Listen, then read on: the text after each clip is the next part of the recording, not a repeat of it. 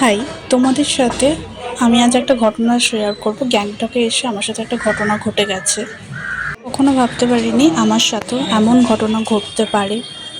আজ সন্ধ্যাবেলা রেডি হয়ে বেরোনোর সময় দেখলাম যে যে জ্যাকেটটা আমি পরেছি সেটা খুবই লুজ এবং খুবই বড়। তো বুঝতে পারলাম যে জ্যাকেটটা আমার নয়। তোমাদের দাদাভাইয়ের জ্যাকেট নিয়ে আমি চলে এসেছি। আমার কোনো জ্যাকেট আনিনি। আমি কিভাবে পুরো গ্যাংটকে ঘুরবো, আমি মাথা কাজ করছিল না।